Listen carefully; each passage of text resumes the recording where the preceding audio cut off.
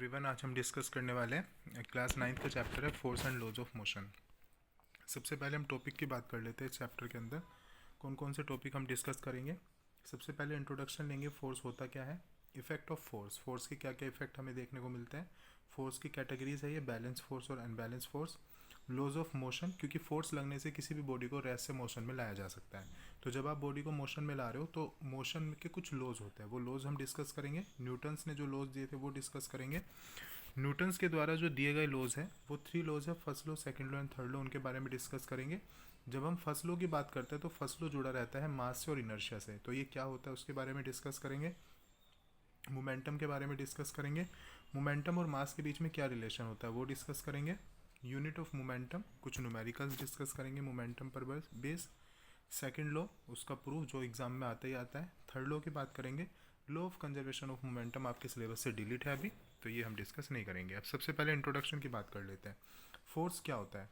Force is a push और पुल। जब आप किसी भी बॉडी को या तो पुश करते हो या उसे पुल करते हो, या तो खींचते हो या उसको धकेलते हो, तो इट मीन्स आप फोर्स लगा रहे हो उस बॉडी पे। फोर्स लगाने पर अगर वो बॉडी डिस्प्लेसमेंट कर जाए तो हम ये भी कह सकते हैं कि वर्क हुआ, क्योंकि फोर्स लगने पर बॉडी का डिस्प्लेस होना जरूरी है, उसकी पोजीशन में बदलाव होना जरूरी है। बट यहाँ पे मेन कंसेप्ट हमारे लिए ये है कि फोर्स क्या होता है। तो फोर्स बस एक पुश या पुल होता है जिससे किसी भी बॉडी की स्टेट को बदला जा सकता है। स्टेट का मतलब होता है अगर वो रेस्ट से है तो रेस्ट से मोशन में लाई जा सकती है, और मोशन में है तो मोशन से रेस्ट में लाई जा सकती है, और कई बार उसकी शेप साइज को बदलने के लिए भी हम फोर्स लगाते हैं। एग्जाम्पल दिया इन्होंने क्या, to open a door. Open a door, अगर आपको डोर को ओपन करना है तो उस टाइम पे या तो आप उसे पुश करते हो या पुल करते हो, तो इट मीन्स आप उस पर फोर्स अप्लाई कर रहे हो। या कोई ड्रॉर को आप ओपन कर रहे हो तो it means you are applying a force on that. Effect of force की बात कर लेते हैं। Force can make a stationary body an object. Effect ये देखने को मिलता है आपका फोर्स लगाने पर कि कोई भी स्टेशनरी बॉडी, स्टेशनरी का मतलब होता है कोई भी रुकी हुई बॉडी, उसको हम उसकी स्टेट बदल सकते हैं, या तो हम उसको मोशन में ला सकते हैं। ऑलरेडी कोई बॉडी अगर मोशन में है तो हम उसे रोक सकते हैं, उसे रेस्ट में ला सकते हैं। नेक्स्ट एग्जाम्पल की बात कर लेते हैं। By change the direction of a moving body. Force लगाने पर हम किसी ऑलरेडी मूविंग ऑब्जेक्ट की डायरेक्शन बदल सकते हैं। फॉर एग्जांपल, अगर कोई बॉल मूव करते हुए आपकी तरफ आ रही है और आप तुरंत उस पर अपने हैंड से फोर्स लगाते हो तो अब वो किसी और डायरेक्शन में जाएगी। या फिर आप गाड़ी चला रहे हो या आप साइकिलिंग कर रहे हो, तो जब आप डायरेक्शन बदलते हो फोर्स लगा के हैंडल की या फिर गाड़ी के स्टीयरिंग की, तो उस टाइम पे आप उसकी फोर्स लगाने पर आप उसकी डायरेक्शन को बदल सकते हो। नेक्स्ट एग्जाम्पल की बात कर लेते हैं। Force can change the speed of a moving body. कोई ऑलरेडी बॉडी है जो मूव कर रही है, तो जिस स्पीड के साथ मूव कर रही है अगर आप उस पर फोर्स लगाओगे तो अब आप उसकी स्पीड को और कम या ज़्यादा कर सकते हो, तो यानी कि उसकी स्पीड को कम या ज़्यादा भी किया जा सकता है। Force can change the shape and size of the object. जैसे कोई पेपर है आपके पास में तो आप उसकी शेप बदल सकते हो, फोर्स लगाने पर आप उस पेपर को मैश कर सकते हो, उसकी एक बॉल बना सकते हो। तो इस तरीके से हम शेप या साइज को बदल सकते हैं। अब इसके बाद बात कर लेते हैं कुछ कैटेगरीज की। Force are mainly of two types, balance force और अनबैलेंस फोर्स। सबसे पहले इसमें बात करते हैं बैलेंस फोर्स की। बैलेंस फोर्स होता है कि जब भी किसी बॉडी पर एक साथ मान के चलो आप बहुत सारे फोर्स काम कर रहे हैं, यहाँ पे एग्जांपल के लिए हम 2 फोर्स ले लेते हैं। तो अगर 2 फोर्स काम कर रहे हैं तो दोनों फोर्स बराबर है, तो वो बॉडी जिस भी स्टेट में वो उसी में रहेगी, उसमें कोई भी बदलाव नहीं आएगा। तो इसका मतलब अगर बॉडी की पोजीशन में या उसकी स्टेट में कोई भी बदलाव नहीं आ रहा तो उस पर जो फोर्स लग रहा है तो they are can be consider as balance force. इन्होंने दिया भी है इसमें, the resultant of a applied force is equal to zero. अगर उसका रिजल्टेंट या उसका आउटपुट जीरो है तो हम कह सकते हैं कि वो बैलेंस फोर्स है।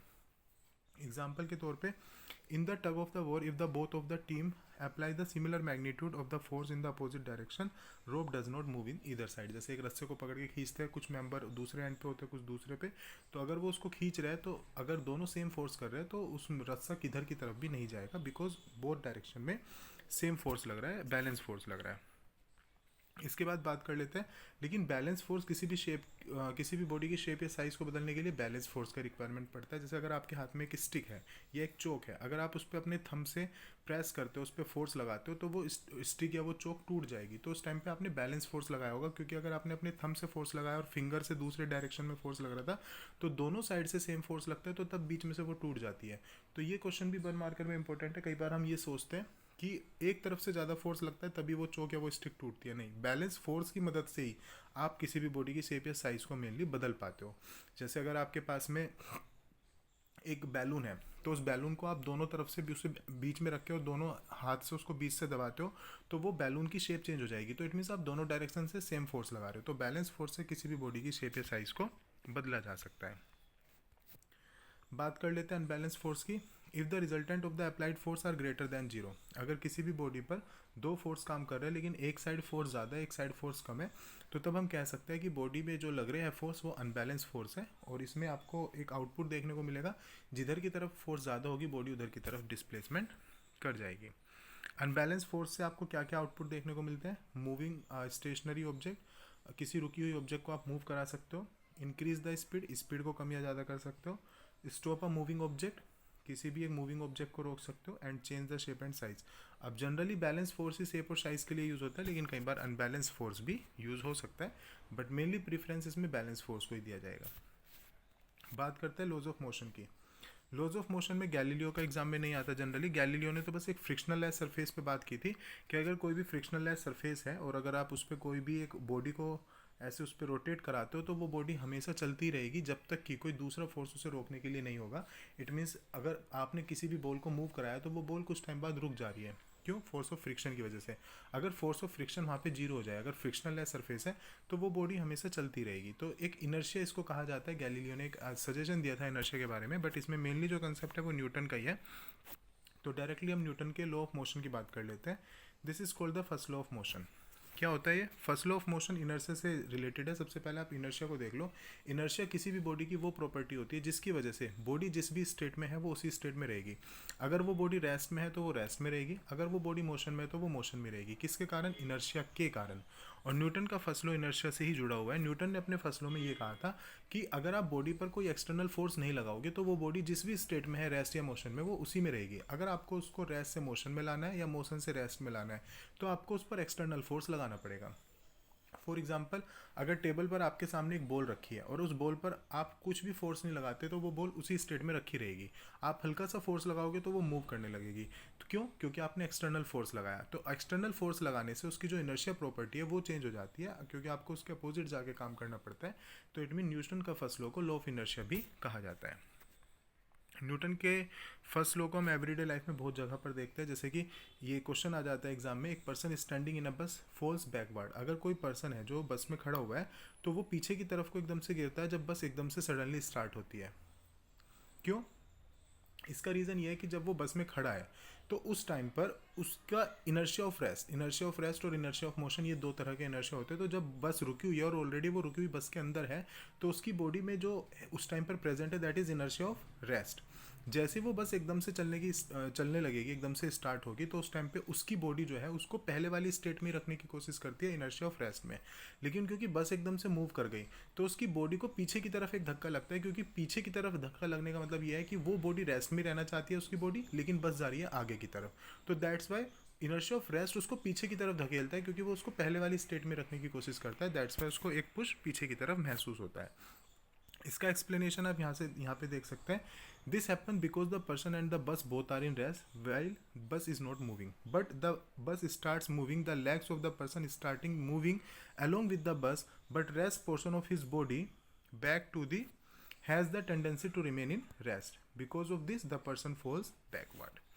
नेक्स्ट है इसी का अपोजिट होता है कि अगर कोई भी पर्सन जो है वो मूविंग बस में बैठा हुआ है या खड़ा हुआ है तो एकदम से जब बस रुकती है तो उसे आगे की तरफ धक्का लगता है। इसका रीज़न भी यही है कि जब वो बस चल रही थी तो उस टाइम पे उसकी बॉडी जो उसके सरफेस से, उसकी बॉडी के जो पैर थे वो बस के सरफेस से कनेक्ट थे, और उस टाइम पे उसकी बॉडी के अंदर जो था that was inertia of motion. एकदम से जब बस रुकी तो उसकी बॉडी का जब भी एकदम से इनर्शिया चेंज होगा वो इनर्शिया ऑफ मोशन से इनर्शिया ऑफ रेस्ट में आएगा। तो इनर्शिया ऑफ मोशन उसको कोशिश करता है मूव कराने की, तो दैट्स वाई वो उसकी बॉडी एकदम से आगे की तरफ को आती है। तो द रीज़न इज सेम।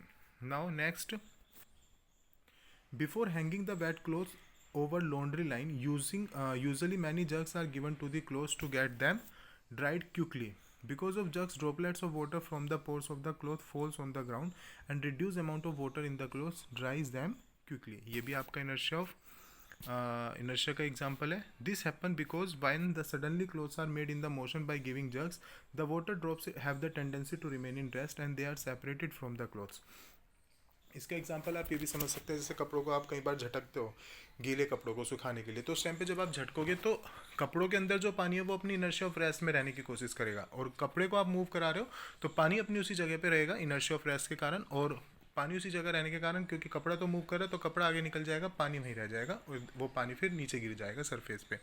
कई बार हम समझते हैं कि पानी जो है वो मूव कर रहा है, तो आपको ऐसा नहीं समझना। इसी का एक दूसरा एग्जाम्पल जो क्वेश्चन बन के कई बार एग्जाम में आता है कि कोई भी अगर डोर मैट है, तो डोर मैट में जब धूल भरा हुआ है तो आप उसको किसी स्टिक से जब हिट करोगे तो स्टिक से हिट करने पे उसके बाहर से धूल निकलती हुई दिखाई देती है। तो कई बार इसमें बच्चे ये लिख देते हैं कि जो डस्ट पार्टिकल्स है वो रेस्ट में थे और जैसे हमने उस पर स्टिक से एक्सटर्नल फोर्स लगाया तो उसकी इनर्शिया चेंज हो गई, वो इनर्शिया ऑफ मोशन में आ गए और वो डोरमैट से बाहर निकल गए। ऐसा नहीं लिखना होता आपको। आपको लिखना है कि इनर्शिया ऑफ रेस्ट है उस टाइम पे डस्ट पार्टिकल्स के अंदर, वो अपनी उसी जगह पे रहेंगे। जब आपने स्टिक से हिट किया डोरमैट को तो डोरमैट मूव करके आगे की तरफ चला गया, लेकिन वो डस्ट पार्टिकल्स उसी जगह रह गए और वो उसी जगह रह के फिर नीचे गिर गए। तो इस वजह से कई बार जब आप हिट करते हो तो आपको लगता है कि डस्ट पार्टिकल्स मूव कर रहे हैं, बट एक्चुअली डस्ट पार्टिकल्स अपनी उसी जगह पर है, मूव कर रहा है डोरमैट। नेक्स्ट कंसेप्ट की बात कर लेते हैं, मास। मास और इनर्शिया। इनर्शिया हमने ऑलरेडी डिस्कस कर लिया। इनर्शिया किसी भी ऑब्जेक्ट का वो प्रॉपर्टी है जिसके कारण जो वो बॉडी है वो उसी स्टेट में रहने की कोशिश करती है। Inertia of an object is measured by its mass. और इनर्शिया की बात करें तो वो मास से रिलेटेड होता है। किसी भी बॉडी का जितना ज़्यादा मास होगा उसका इनर्शिया उतना ही ज़्यादा होगा। इसलिए आपको कई बार, अगर आप एक बड़ा ट्रक है जैसे, उसका मास ज़्यादा है तो वो रेस्ट में है, तो अगर आपको उसको मोशन में लाना है और आप एक्सटर्नली फिजिकली उस पर फोर्स लगा रहे हो तो आपको बहुत ज़्यादा फोर्स लगाना पड़ेगा, क्योंकि मास ज़्यादा होने से उसका इनर्शिया ऑफ रेस्ट बहुत ज़्यादा होगा और उस इनर्शिया ऑफ रेस्ट के अपोजिट जाके अगर आप काम करो तो आपको बहुत ज़्यादा फोर्स लगाना पड़ेगा। नाउ नेक्स्ट कंसेप्ट की बात कर लेते हैं, मोमेंटम की। मोमेंटम क्या होता है? Momentum is the power of a motion of an object. Momentum जो होता है, मोमेंटम होता है कि किसी भी बॉडी का मास होगा और उसको जब आप एक वेलोसिटी के साथ फेंकोगे तो उसका मास और वेलोसिटी दोनों का प्रोडक्ट मोमेंटम कहलाएगा। जैसे अगर आपने किसी को एक पत्थर फेंक के मारा तो उस पत्थर की वजह से उस इंसान को चोट लगेगी, तो वो जो चोट लगेगी वो किसकी वजह से लगेगी? मोमेंटम के कारण। तो मोमेंटम जो होता है that is the product of mass and velocity. Product बोला जाता है मल्टीप्लाई को। मोमेंटम को स्मॉल पी से रिप्रेजेंट करते हैं तो इसका फॉर्मूला बन जाता है m into v. Some examples of understanding the momentums. Some examples of explanation to understand the momentum. First example देख लीजिए आप। A person get injured in the case of hitting a moving object such as stone. जैसे मैंने आपको बताया अगर आप किसी को पत्थर फेंक के मारोगे तो उसको चोट लग रही है मोमेंटम के कारण। Even a small bullet is able to kill a person when it is fired from a gun.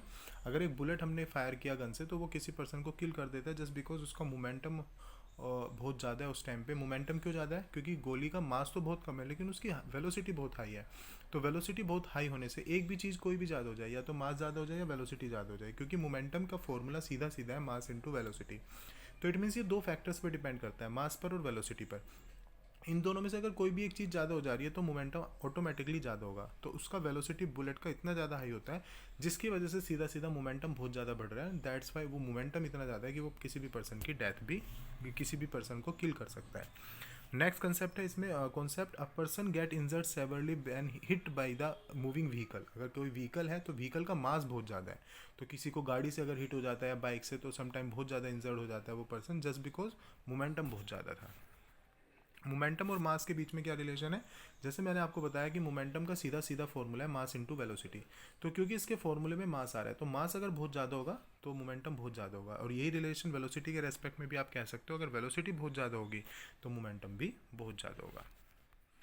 Next बात कर लेते हैं momentum of an object which is in the state of rest. अगर कोई भी बॉडी रेस्ट में तो उसका मोमेंटम भी जीरो होगा, क्योंकि मोमेंटम का फॉर्मूला है मास इंटू वेलोसिटी। और अगर वेलोसिटी जीरो हो गई तो ऑटोमेटिकली मास भी वेलोसिटी के साथ मल्टीप्लाई में है तो वो भी जीरो बन जाएगा, तो मोमेंटम जीरो आएगा। यूनिट्स ऑफ मोमेंटम की बात कर लेते हैं, क्योंकि इसका फॉर्मूला होता है मास इंटू वेलोसिटी। मास की ऐसा यूनिट किलोग्राम होती है और वेलोसिटी की मीटर पर सेकंड, तो सीधा सीधा मोमेंटम की जो ऐसा यूनिट होगी that will be kilogram metre per second. Numerical की बात कर लेते हैं इसमें। न्यूमेरिकल है first, what will be the momentum of a stone having the mass of 10 kg when it is thrown with the velocity of 2 metre per second. अगर mass आपको 10 kg दिया हुआ है और वेलोसिटी आपको 2 मीटर पर सेकंड, तो सीधा आपको मोमेंटम का फॉर्मूला लगाना है। बस एक चीज़ आपको याद रखनी है कि अगर मास और वेलोसिटी वो आपको ऐसा यूनिट में दे रखा है ऑलरेडी, तो आप उसका सीधा मल्टीप्लाई कर दोगे। अगर कोई भी चीज़ दूसरा CGS यूनिट में तो आप उसको पहले SI यूनिट में कन्वर्ट करोगे, then you will solve the numerical. तो हमने 10 का 22 से मल्टीप्लाई किया तो सीधा आंसर आ गया 20 kg मीटर पर second. Next concept, next numerical, calculate the momentum of a bullet of 25 ग्राम। अब जैसे यहाँ पे 25 ग्राम है तो आप ऐसा यूनिट क्या होती है किलोग्राम। तो आप इसको 1000 से डिवाइड करोगे किलोग्राम में कन्वर्ट करने के लिए। 1000 से डिवाइड करने पर ये हो जाएगा 0.025 kg। और जो वेलोसिटी है आपको ऑलरेडी गिवन है 100 मीटर पर सेकंड, दोनों का आपने मल्टीप्लाई किया, आंसर आ गया 2.5 kg metre per second. Next numerical, calculate the momentum of a bullet of 25 ग्राम। इसको भी आप पहले केजी में कन्वर्ट कर लोगे और velocity 0.1 metre per second given है। तो 0.025 की जब आप मल्टीप्लाई करोगे इसमें 0.1 से, तो आप डेसिमल हटा के पहले उन्हें फ्रैक्शन में कन्वर्ट कर लोगे और फिर आप इनका मल्टीप्लाई कर दोगे, जो डिवाइड हो रहा है उसको डिवाइड कर दोगे और फाइनली आंसर आ जाएगा इसमें आपका 0.0025 kg मीटर पर सेकेंड। ये नेक्स्ट न्यूमेरिकल है, ये आप सबको खुद ही करना है। इसमें अब ये वाला न्यूमेरिकल देख लो सभी। Car moving with the mass 1000 kg, velocity की मैंने सीधा सीधा मोमेंटम निकल आएगा। अब न्यूटन के सेकंड लॉ की बात कर लेते हैं। न्यूटन का सेकंड लॉ बहुत इंपॉर्टेंट है, एग्जाम में पूछा जाता है। The rate of change of momentum, rate में हमेशा क्या छिपा रहता है, 1 सेकेंड, यानी कि मोमेंटम चेंज इन 1 सेकेंड। जो मोमेंटम चेंज होगा अगर किसी भी बॉडी पर आपने फोर्स लगाया, क्योंकि फोर्स लगाने पर ही मोमेंटम बदला जा सकता है। जैसे अगर कोई बॉलर ने बॉल फेंकी और आपने उसे, बैटमैन ने उसे हिट किया फोर्स के साथ, तो उसका मोमेंटम बदला। तो जब उसका मोमेंटम बदलेगा पर सेकंड में, तो पर सेकंड में कितना बदल रहा है, तो rate of change of momentum, ये जो डेल्टा साइन होता है, ट्रायंगल बनाते हैं, इसको चेंज इन मोमेंटम, चेंज बोला जाएगा। और पी का मतलब इन मोमेंटम, तो change in momentum in 1 second यानी कि अपॉन में t is directly proportional to force applied, क्योंकि जितना ज़्यादा फोर्स लगाओगे मोमेंटम में चेंज भी उतना ही ज़्यादा होगा। तो यानी कि force, the rate of change of momentum is directly proportional to force applied in the direction of force. और जो मोमेंटम में बदलाव होगा वो उसी डायरेक्शन में होगा जिस डायरेक्शन में आपने फोर्स लगाया है। मैथमेटिकल एक्सप्रेशन की बात करें इसमें, तो किसी भी बॉडी का हमने मास m ले लिया, इनिशियल वेलोसिटी u और फाइनल वेलोसिटी v ले ली, तो उसका पहला मोमेंटम बनेगा mu और इनिशियल और फाइनल मोमेंटम बनेगा mv। अगर मुझे इसमें चेंज निकालना है तो चेंज का सीधा सीधा फॉर्मूला हो जाएगा final momentum minus initial momentum, यानी कि nv माइनस mu। तो m हमने कॉमन ले लिया तो इधर आ गया v माइनस u। अब रेट की बात करें तो रेट का मतलब क्या हो गया, डिवाइडेड बाई t। और अब हम सेम स्टेटमेंट की बात कर लेते हैं कि force is directly proportional to rate of change of momentum in given time. अब इसमें m we minus you upon t आपको पता ही है किसके बराबर होता है, एक्सेलरेशन के, तो we minus you upon T. तो हम यहाँ पे v minus you upon t की जगह ए रख लेंगे और प्रोपोर्शनल के साइन को जब आप इक्वल में कन्वर्ट करोगे तो उसमें आएगा आपका जब इक्वल में कन्वर्ट करोगे तो कांस्टेंट वैल्यू आएगी के की वैल्यू यहाँ पे 1 रहती है, तो 1 रहेगी। तो इसका मतलब हमारा जो मेन फॉर्मूला है फोर्स का वो निकल आएगा, that will B mass into acceleration. ये मेन फॉर्मूला है। अगर आपको मास और एक्सीलरेशन ये दोनों चीज़ें दे दे तो इनका मल्टीप्लाई करके आप फोर्स कैलकुलेट कर सकते हो। अगर हम फॉर्मूले के अकॉर्डिंग देखें तो वैसे जो ऐसा यूनिट होती है फोर्स की वो न्यूटन होती है, लेकिन फॉर्मूले के अकॉर्डिंग इसकी यूनिट बनती है केजी मीटर पर सेकेंड। न्यूटन के फर्स्ट लॉ को हम इससे प्रूव भी कर सकते हैं, सेकंड लॉ से। ये भी एग्जाम में कई बार पूछा जाता है कि अगर किसी भी बॉडी पर फोर्स लगाया ही नहीं गया तो उस टाइम पर उसका जो मोमेंटम होगा वो भी जीरो होगा। मोमेंटम का मतलब बॉडी जिस भी स्टेट में वो उसी स्टेट में रखी रहेगी, और यही न्यूटन का फर्स्ट लॉ कहता भी है। तो यहाँ पे इन्होंने दिखाया भी है इसमें, अब body is moving with the initial velocity, तो M we minus you upon T, तो वी माइनस यू यहाँ पे क्या आ जाएगा, जीरो, क्योंकि कोई भी चेंज नहीं हो रहा वेलोसिटी में। मास तो उसका रहेगा लेकिन वेलोसिटी में कोई चेंज नहीं हो रहा, तो v minus u is equal to zero. तो यहाँ पे v और u दोनों बराबर हो जाएंगे, यानी कि बॉडी की जो इनिशियल वेलोसिटी है वो इसकी फाइनल वेलोसिटी भी रहेगी। और सपोज करिए अगर वो बॉडी की इनिशियल वेलोसिटी जीरो है तो फाइनल वेलोसिटी भी जीरो रहेगी, तो इट मीन्स बॉडी जो है वो रेस्ट में ही है। थर्ड लॉ की बात कर लेते हैं। थर्ड लॉ होता है, इसे एक्शन रिएक्शन लॉ भी बोला जाता है। इसका मतलब होता है कि आप जो पहली बॉडी पर, कोई भी एक बॉडी दूसरी बॉडी पर फोर्स लगा रही है उसको कहा जाएगा एक्शन, और बदले में जो दूसरी बॉडी पहले पे लगाएगी फोर्स उसको कहा जाएगा रिएक्शन। तो जो जब पहली बॉडी दूसरी पे जितना फोर्स लगाएगी उतना ही दूसरी भी पहली पे लगाएगी, इसी को कहा जाता है every action has equal and opposite reaction.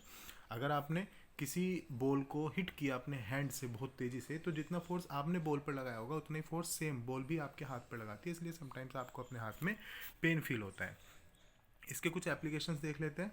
Walking is enabled by the third law, क्योंकि जब आपके पैर फर्श पर, सरफेस पर फोर्स लगा रहे हैं तो फोर्स ऑफ फ्रिक्शन भी सेम उतना ही फोर्स आपके स्लीपर्स पर लगाते हैं समटाइम्स, इसलिए आपके स्लीपर्स या आपके जो शूज़ के नीचे बने रहते हैं वो निशान वो ख़त्म हो जाते हैं। उसके बाद है second, a gun recoils and rowing a boat. जब आप बोट चला रहे हो या आप कोई नाव चला रहे हो तो अगर आप उसे किसी पर्टिकुलर उसके नीचे से कोई सरफेस है उसके, तो उसमें भी आपका न्यूटन्स का थर्ड लॉ ही काम कर रहा है। This was the last concept. Thank you everyone.